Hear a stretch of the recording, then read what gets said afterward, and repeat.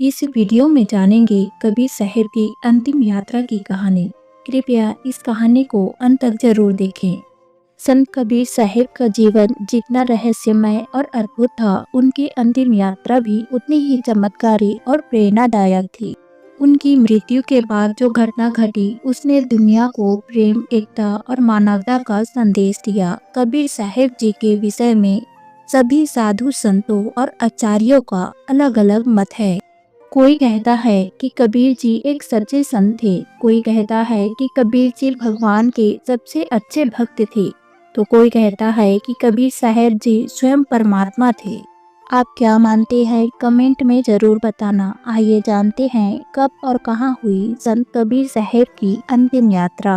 कहा जाता है कि संत कबीर साहब ने मगहर में अंतिम सांस ली। मान्यता थी कि जो व्यक्ति काशी में प्राण त्यागता है उसे मोक्ष मिलता है, और जो मगहर में मरता है उसे अगले जन्म में गधे का रूप लेना पड़ता है। लेकिन कबीर साहिब ने इस अंधविश्वास को तोड़ने के लिए काशी को छोड़कर मगहर में देह त्यागने का निर्णय लिया, ताकि लोगों को यह संदेश मिले कि मोक्ष कर्म और भक्ति से मिलता है, न कि किसी विशेष स्थान पर मरने से।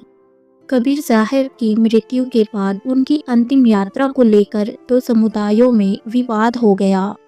हिंदू शिष्यों का कहना था कि संत कबीर हिंदू थे, इसलिए उनकी अंतिम क्रिया हिंदू रीति रिवाज से होनी चाहिए। मुस्लिम शिष्यों का कहना था कि कबीर साहब मुसलमान थे, इसलिए उनकी शव यात्रा इस्लामिक रीति रिवाज से होनी चाहिए।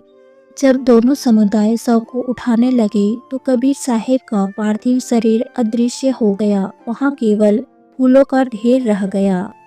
इस अद्भुत घटना को देखकर दोनों समुदायों ने फूलों को बांट लिया और अपने अपने धर्मानुसार अंतिम संस्कार किया। हिंदुओं ने उन फूलों का दाह संस्कार किया और वहां एक समाधि बनाई।